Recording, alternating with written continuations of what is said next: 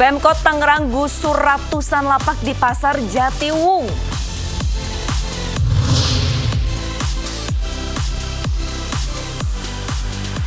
Cucu keempat Presiden Jokowi ini lahir dalam kondisi sehat melalui persalinan sesar.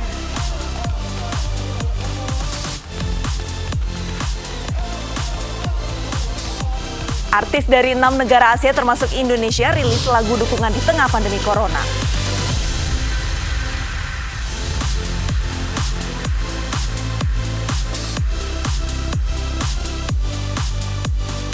Selamat pagi pemirsa, kami hadir kembali dalam Ainis Pagi melengkapi informasi Anda hingga pukul 6.30 nanti. Selain 3 berita utama tadi, kami punya berita menarik lainnya. Seperti Menteri Badan Usaha Milik Negara BUMN Erick Thohir pastikan PT Bio Farma siap produksi 250 juta dosis vaksin COVID-19 per tahun. Bersama saya Arlisa Hadi, inilah Ainis Pagi selengkapnya.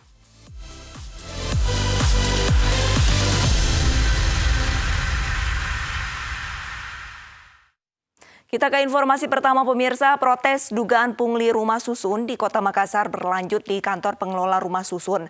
Menindaklanjuti protes penghuni rumah susun, pemerintah Kota Makassar melalui Dinas Perumahan dan Permukiman mengambil alih pengelolaan rumah susun.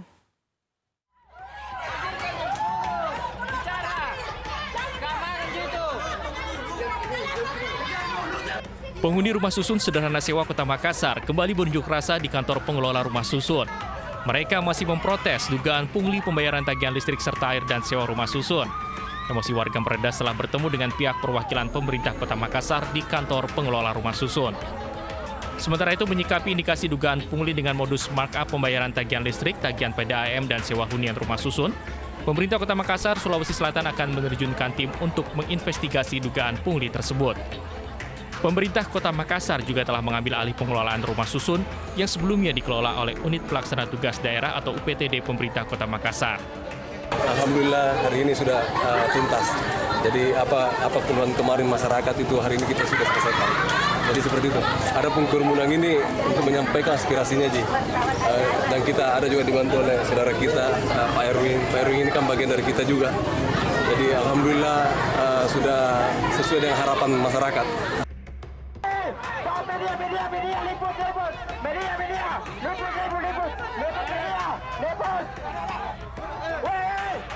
Sehari sebelumnya protes dugaan pungli rumah susun sederhana sewa Rusunawa di kantor Balai Kota Makassar berujung ricuh. Kericuhan terjadi saat massa memaksa masuk ke kantor Balai Kota Makassar.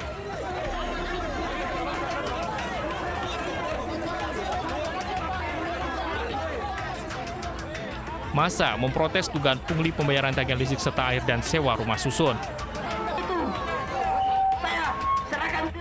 Massa menduga ada penyimpangan yang dilakukan oleh Oknum Unit Pelaksana Tugas Daerah atau UPTD Kota Makassar, Sulawesi Selatan. Dari Makassar, Sulawesi Selatan, Andi dari Sunggu, iNews melaporkan. Pemerintah Kota Tangerang, Banten menggusur ratusan lapak pedagang yang telah berjualan belasan tahun di Pasar Jatiwung. Nantinya lahan milik Pemkot Tangerang tersebut akan dialihfungsikan menjadi ruang terbuka hijau.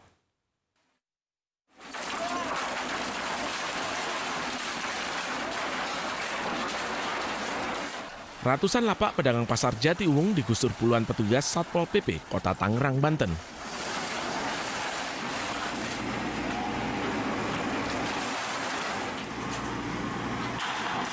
Penggusuran dilakukan dengan menggunakan 3 unit alat berat terhadap seluruh lapak pedagang yang telah berdiri sejak belasan tahun lalu.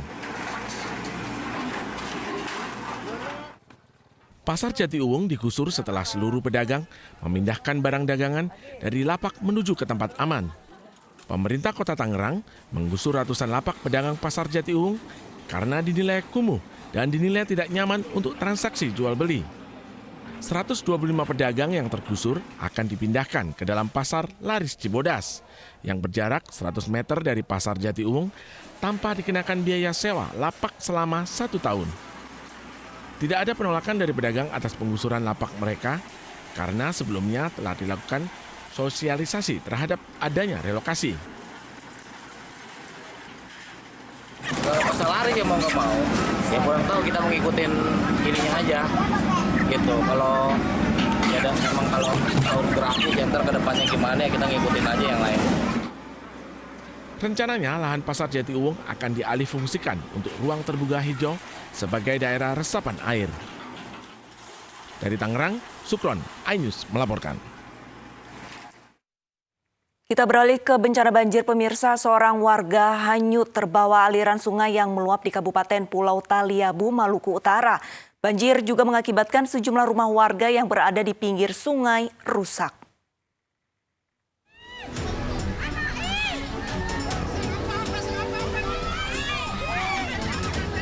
Video amatir merekam detik-detik seorang warga di Desa Pecando, Kecamatan Taliabu Selatan, Kabupaten Pulau Taliabu, Maluku Utara, hanyut terbawa derasnya aliran sungai yang meluap. Beruntung, ia berhasil selamat. Meluapnya aliran sungai juga mengakibatkan rumah warga yang berada di bantaran sungai rusak. Hujan yang terus mengguyur kawasan ini membuat sejumlah sungai meluap karena tak mampu menampung debit air hujan. Akibatnya, 1.359 rumah di 5 kecamatan terendam banjir setinggi 1 hingga 2 meter. Sementara jembatan darurat penghubung Desa Pecando, Desa Maluli hanyut diterjang luapan air sungai. Hingga saat ini, Badan Penanggulangan Bencana Daerah Kabupaten Pulau Taliabu belum bisa menyalurkan bantuan karena terkendala jalur penghubung yang putus akibat banjir. Dari Taliabu, Maluku Utara, Ismail Sanaji, iNews melaporkan. Pendaki di Taman Nasional Gunung Rinjani Propok, Lombok Timur menjadi sorotan lantaran menggelar pesta di gunung. Pesta digelar tanpa izin dan tidak mengikuti protokol kesehatan.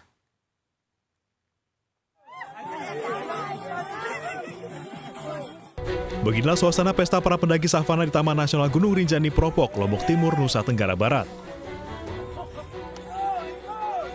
Video yang viral di media sosial ini direkam pada Sabtu 1 Agustus 2020. Pesta tanpa izin ini berawal dari sekelompok pendaki yang menyalakan musik. Sejumlah pendaki lain yang berada di sekitar lokasi pun langsung ikut serta.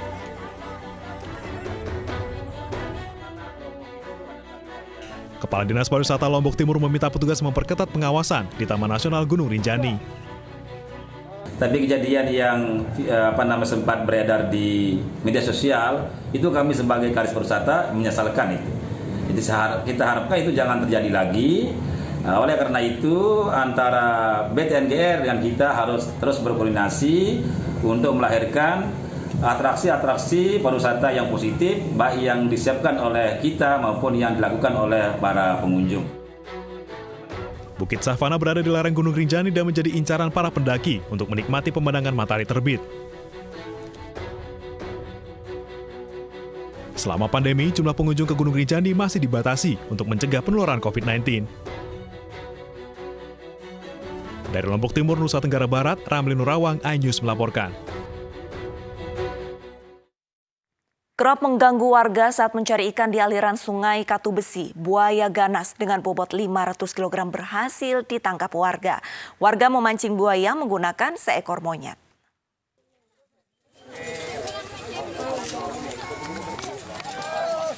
Buaya sepanjang 5 meter dengan bobot 500 kg ini ditangkap warga Desa Kayu Besi, Kabupaten Bangka, Kepulauan Bangka, Belitung. Buaya ganas ini ditangkap lantaran kerap mengganggu warga saat mencari ikan di Sungai Kayu Besi. Dengan melibatkan pawang buaya, buaya ganas ini dapat ditangkap dengan cara dipancing seekor monyet. Kalau buaya nggak kesalahan, kita pancing dimanapun. Kalau nggak salah, nggak nangkap. Gitu. Ini kesalahannya dia apa? Ini nerekam warga sini lah. Ada berapa? Di pahanya ini. Ada berapa orang Pak udah diterkam? Waktu itu nyari ikan nih orang kemalam kan ini di pahanya kan. Biru sini masih ada orang sini kan. Masih ada mungkin besar. Masih ada yang besar tapi lagi ya? Karena mungkin ada istilah ada dirawat istilah kan. Nggak ngagu. Ini buaya mungkin buaya datang ini. Ini buaya yang keberapa Pak ditangkap warga? Udah ketiga kali ini. Udah ketiga kali ya. Menurut warga, sedikitnya ada 5 orang yang menjadi korban terkaman buaya dalam kurun waktu 1 tahun terakhir. Dari Kabupaten Bangka, Bangka Belitung, Enda Kurniawan, iNews melaporkan. Informasi selanjutnya, pemirsa, ratusan pengemudi ojek online berunjuk rasa di depan kantor DPRD Kota Medan. Dalam aksinya, mereka menuntut insentif agar tidak dihapus. Sementara itu, ratusan pengemudi ojek online juga menggelar aksi di depan kantor penyedia jasa transportasi online di Medan Polonia, Sumatera Utara.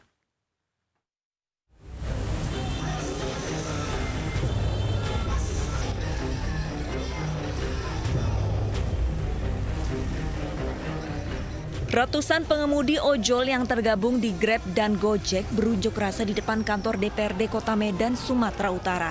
Namun, upaya massa untuk memasuki gedung DPRD Kota Medan terhalang kawat berduri dengan pengawalan ketat aparat kepolisian. Dalam orasinya, massa menegaskan kekecewaan dengan pemutusan sepihak oleh manajemen tanpa alasan yang jelas. Mereka juga menuntut agar insentif kembali diberikan. Pengemudi ojol mendesak agar DPRD Kota Medan dapat menuntaskan persoalan mereka dengan pihak manajemen.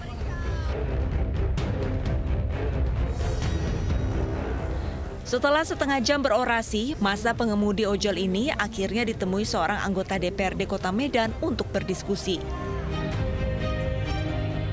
Sebelum berorasi di depan kantor DPRD Medan, ratusan pengemudi ojek online yang tergabung dalam Merah Putih ini menggelar aksi di depan kantor Gojek dan Grab di Komplek CBD Polonia, Kecamatan Medan Polonia, Sumatera Utara. Para pengemudi ojol berorasi menuntut dihapuskannya program berkat dan membuka suspend serta mengembalikan insentif. Tuntutan aksi di kantor Gojek itu, kita menghapus sistem berkat. Ada namanya sistem berkat. Dulu sebelum ini, itu insentif driver itu sekitar 150.000. Sekarang semenjak sistem berkat, itu sudah berjalan 4 bulan, itu maksimal 70.000 sama ongkos. Jadi kalau misalnya ongkosnya dapat 65.000, jadi sisa insentif yang kami dapat cuma 5.000. Jadi mintanya dikembalikan seperti awal. Sementara itu, pihak penyedia jasa transportasi online mengaku bahwa manajemen telah melakukan mediasi dengan perwakilan pengemudi ojol. Jadi kami sebelumnya sudah mengadakan pertemuan dengan Forum Merah Putih dan juga seperti kita ketahui bersama, mereka sebelumnya juga sudah melakukan demo sekitar 1 bulan yang lalu, yang mana permintaannya sama pun telah kami tanggapi dan satu persatu, yaitu pertama mengenai pelanggaran berupa kecurangan yang mereka lakukan, yang sebagian oknum mitra ini lakukan. Dan itu memang sudah bertentangan dengan peraturan tata tertib yang sudah disepakati bersama. Pihak transportasi online menambahkan pemberian sanksi juga dilakukan dengan mempertimbangkan kebutuhan mitra pengemudi dan pengguna layanan ojek online yang tercantum di aplikasi. Dari Medan, Sumatera Utara, Aid Ilham Aminur Rashid, iNews melaporkan. Kesal tak dipinjami uang untuk berangkat kerja, seorang suami di Jambi tega membunuh istrinya. Pelaku gelap mata hanya karena uang sebesar Rp20.000.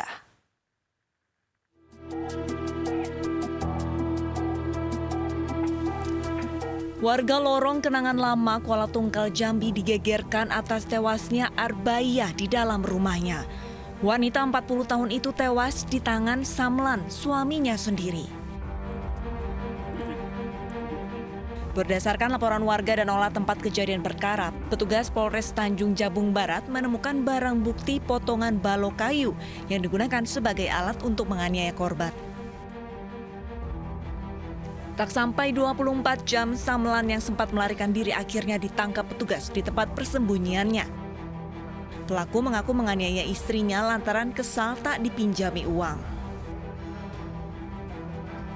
Adanya percekcokan, pertengkaran antar suami dan istri dikarenakan ada permintaan hutang dari suami sebesar 20.000 yang akan digunakan yang bersangkutan untuk ongkos naik kendaraan umum menuju ke tempat kerjanya.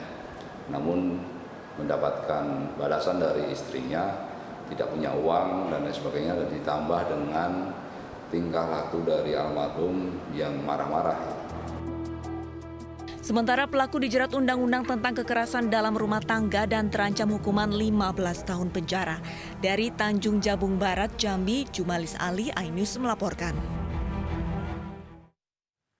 Satuan Reserse Narkoba Polres Jakarta Barat meringkus seorang bandar narkoba jenis ganja di sebuah hotel di Denpasar, Bali. Dari tangan tersangka, petugas menemukan sedikitnya 46 kg narkoba jenis ganja siap edar.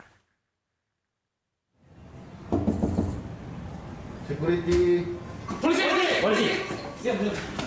Sejumlah petugas Satuan Reserse Narkoba Polres Jakarta Barat menggerebek sebuah kamar hotel di Denpasar, Bali.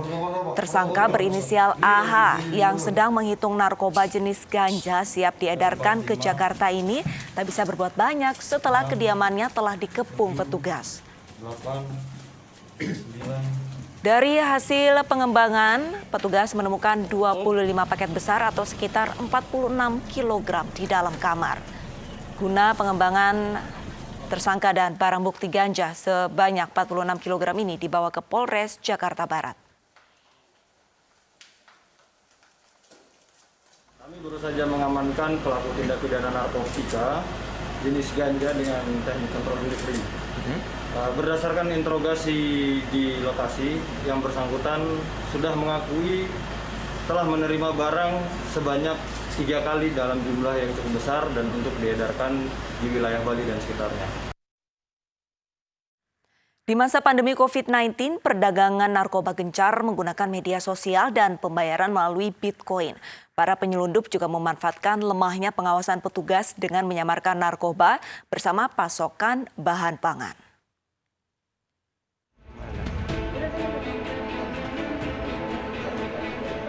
Pandemi COVID-19 membuat para penyelundup dan pengedar narkoba menggunakan media sosial untuk memasarkan narkoba. Dari hasil penyelidikan BNN, modus baru para pengedar dengan penjualan melalui media sosial Instagram karena ada pembatasan pertemuan dan transaksi secara langsung. Pengiriman pun dilakukan melalui jasa ekspedisi.